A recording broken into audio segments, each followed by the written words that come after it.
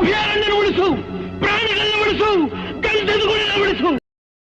ಎಲ್ರಿಗೂ ನಮಸ್ಕಾರ. ನಮಸ್ಕಾರ ಸಾಕು, ತಾಳ್ಬಿಡಯ್ಯ.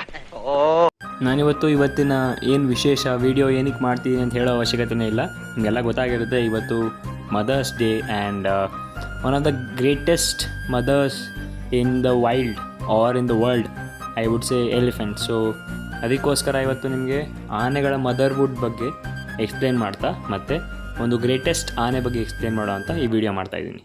ಸೊ ಇವತ್ತು ನೀವು ಈ ವಿಡಿಯೋದಲ್ಲಿ ಏನು ನೋಡ್ತಾ ಇದ್ದೀರಾ, ಈ ಆನೆ ಹೆಸರು ಬಂದು ಗೀತಾ ಅಂತ. 1968ರಲ್ಲಿ ಸಕ್ಕರೆಬೈಲು ಆನೆ ಶಿಬಿರದವರು ಕ್ಯಾಪ್ಚರ್ ಮಾಡ್ತಾರೆ ಇದನ್ನು ಫಾರೆಸ್ಟ್ ಡಿಪಾರ್ಟ್ಮೆಂಟ್ ಕೆಲಸಕ್ಕೋಸ್ಕರ. ಅಲ್ಲಿಂದ ಅದು ಪ್ರೊಲಾಂಗ್ ಪೀರಿಯಡ್ ತನಕ ಬದುಕಿರುತ್ತೆ, ಅರೌಂಡ್ 2009-10 ತನಕ ಬದುಕಿರುತ್ತೆ. ಸೊ ಆಕೆಯ ಜೀವಿತಾವಧಿಯಲ್ಲಿ 8 ಮರಿಗಳಿಗೆ ಜನ್ಮ ನೀಡ್ತಾಳೆ.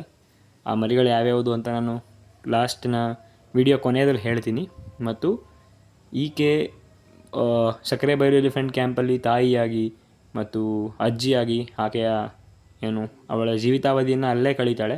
18 ವರ್ಷದಲ್ಲಿ ಕ್ಯಾಪ್ಚರ್ ಆದಂಥ ಆನೆ ಸತತ 64-65 ವರ್ಷದ ತನಕ ಕೂಡ ಶಿ ಲಿವ್ಡ್ ದೇರ್. ಸೊ ಅದಾದಮೇಲೆ ಆಕೆ ಹಸು ನಿಲ್ತಾಳೆ. ಗೀತಾ ಅಂತ ಈ ಆನೆ ಹೆಸರು, ನಿಮ್ಮೆಲ್ಲರಿಗೂ ನಾನು ಮುಂಚೆನೇ ಹೇಳಿದ್ದೆ. ಮತ್ತು ಈಕೆ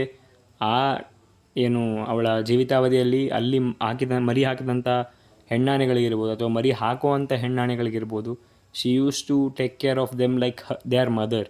ಸೊ ಮತ್ತು ಈಕೆ ಬೇರೆ ಬೇರೆ ಕೆಲಸಗಳಲ್ಲಿ, ಅಂದರೆ ಎಸ್ಪೆಷಲಿ ಮರಿಗಳ ಪಾಲನೆಯ ವಿಚಾರದಲ್ಲಿ ಈಕೆಯನ್ನು ಹೆಚ್ಚಾಗಿ ಬಳಸ್ಕೊಳ್ಳಾಗ್ತಿತ್ತು.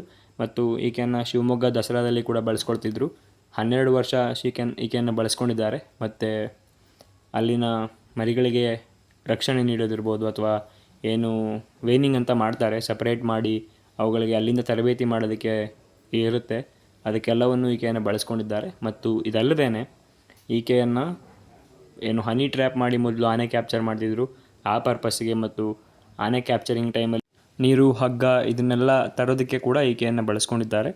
ಸೊ ಇದು ಈಕೆಯ ಮಾಹಿತಿ. ಆದರೆ ಈಕೆಯ ಮರಿಗಳ ಬಗ್ಗೆ ಮಾತಾಡೋದಾದರೆ, ನೀವಿಲ್ಲೇನು ಫೋಟೋದಲ್ಲಿ ನೋಡ್ತಿದ್ದೀರಾ, ಈ ಆನೆ ಹೆಸರು ರಂಗ ಅಂತ.